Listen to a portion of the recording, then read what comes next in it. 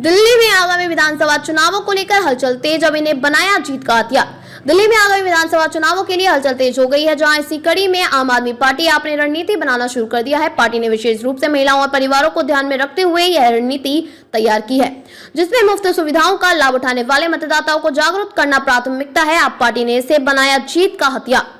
आपकी महिला शाखा हर विधानसभा क्षेत्र में 20-25 महिलाओं के साथ छोटी बैठकें आयोजित कर रही है। इन बैठकों का उद्देश्य महिलाओं को मुफ्त बिजली, पानी, बस यात्रा और बुजुर्गों की तीर्थ यात्रा योजनाओं के लाभों को समझना और उनसे साझा अनुभव सुनना है। महिलाओं को यह दिखाया जा रहा है कि इन नीतियों ने उनके परिवारों को किस तरह सशक्त बनाया है। महिलाओं को सौंपी जिम्मेदारी। महिलाओं को अन्य राज्यों उत्तर प्रदेश, बिहार, हरियाणा आदि में अपने रिश्तेदारों से संवाद करने के लिए प्रोत्साहित किया जा रहा है। बातचीत का फोकस बिजली बिल, स्कूल और अस्पतालों की स्थिति जैसे विषयों पर रहता है, जिससे दिल्ली मॉडल की सकारात्मक छवि प्रस्तुत की जा सके। पार्टी के वॉलंटियर्स प्रत्येक मोहल्ले और घर तक पहुंचने का लक्ष्य लेकर काम कर रहे हैं। इन संपर्क अभियानों से न केवल आपकी नीतियों की चर्चा होगी, बल्कि यह मतदाताओं के साथ जुड़ाव भी बढ़ाएगा।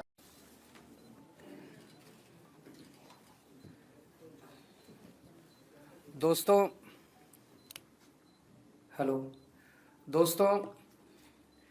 पिछले कई दिनों से मैं दिल्ली की बिगड़ती कानून व्यवस्था का मुद्दा उठा रहा हूं। पिछले खासकर 2-3 साल में दिल्ली में कानून व्यवस्था बहुत ज़्यादा बद से बदतर होती जा रही है। मैं दिल्ली का एक नागरिक हूं, दिल्ली का मुख्यमंत्री रह चुका हूं, लोगों में जाता हूं, लोगों से मिलता हूं। लोग इसको लेके बहुत चिंतित हैं। दिल्ली के लोग दहशत के माहौल में जी रहे हैं। उन्हें पता नहीं कि कब किसके साथ क्या हो जाएगा। तो पिछले कुछ दिनों से मैं कुछ नहीं बोला। मुझे लगा स्थिति सुधर जाएगी और ये एक ऐसा मुद्दा नहीं है जिस पे राजनीति होनी चाहिए। लेकिन जब स्थिति बद से बदतर होती जा रही है और खुलेआम दिल्ली के अंदर सड़कों के ऊपर गोलियां चलने लगी हैं, ऐसा लगता है कि गैंगस्टर्स ने दिल्ली के ऊपर कब्जा कर लिया है, तो मुझसे चुप नहीं रहा गया और मैंने दिल्ली की कानून व्यवस्था को लेके सवाल खड़े करने चालू किए। मैं नांगलोई गया। नांगलोई में एक दुकान के बाहर 2 मोटरसाइकिल पे सवार व्यक्ति आए और उन्हें धुआंधार गोलियां चलानी चालू की।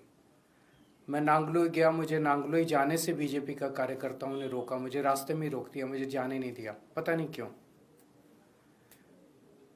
पूरे दिल्ली के अंदर आज बिजनेसमैन डर के माहौल में जी रहा है। उसे फिरौती की कॉल आती है।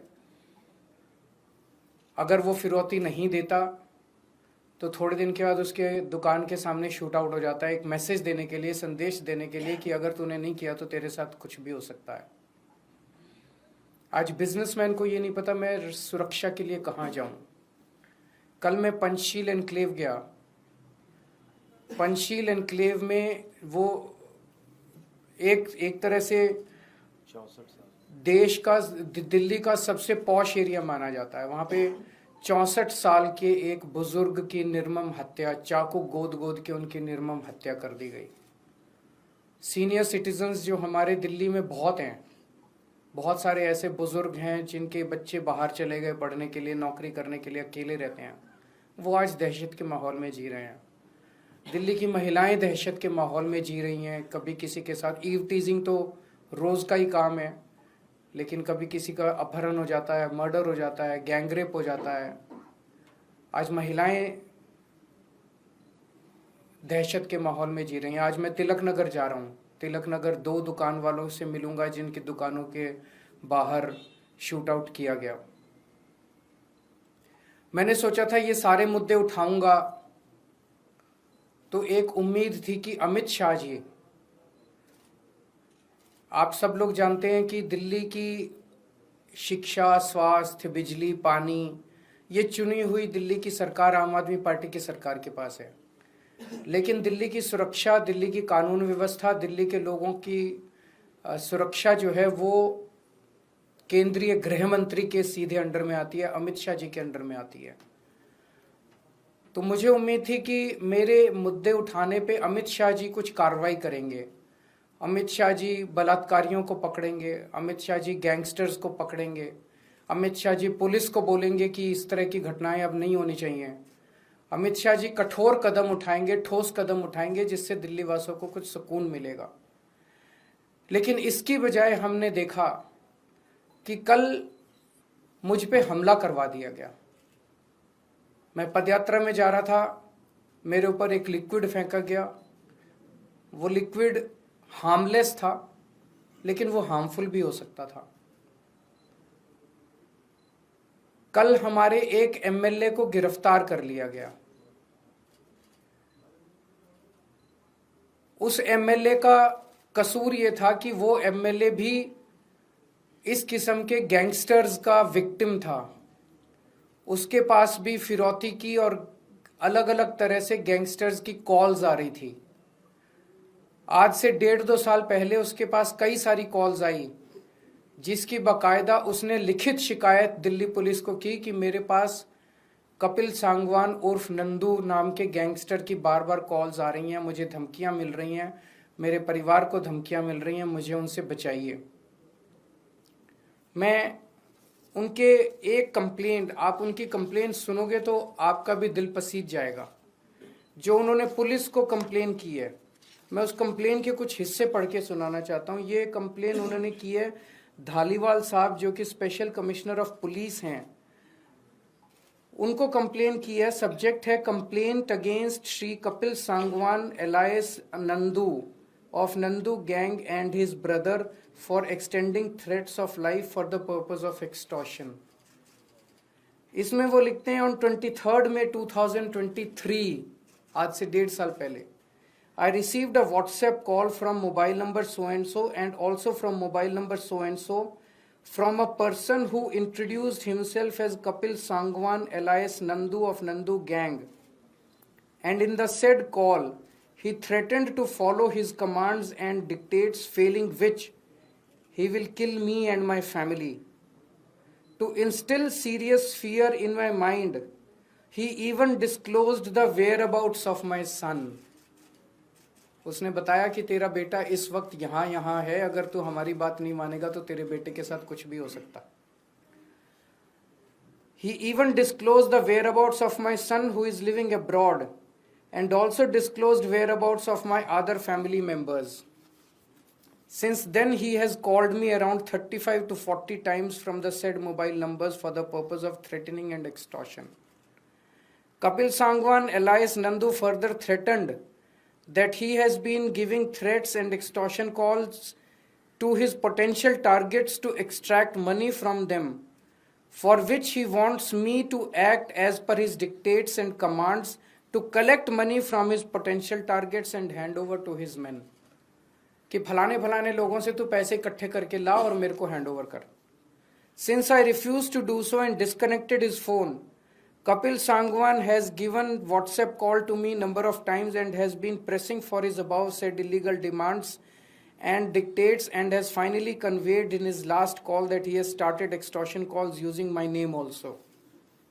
In planning of extortion from his potential targets, Kapil Sangwan wants me to contact his potential targets to convey message of extortion for demand of money and to collect extortion money from his targets. He has also been threatening that if I further refuse to do so, he will instruct his gang members to eliminate me and my family. I have clearly refused to follow the said illegal dictates and have finally decided to bring the matter to your knowledge to protect the potential targets from the illegal acts of said persons. बड़ी लंबी चिट्ठी है, मैंने कुछ portions पढ़ के सुनाया। MLA Naresh Balyan Kapil Sangwan उर्फ नंदू का विक्टिम है। वहां से उनको इस तरह की कई धमकियां आई और उन्होंने, ये मैंने एक ही चिट्ठी पढ़ी है, उन्होंने कई चिट्ठियां दिल्ली पुलिस को लिखी कि इसके ऊपर कार्रवाई की जाए, मुझे लगातार धमकियां आ रही हैं। उस पे कार्रवाई करने की बजाय कल दिल्ली पुलिस ने नरेश बालियान को गिरफ्तार कर लिया। कल मेरे ऊपर हमला कराया गया।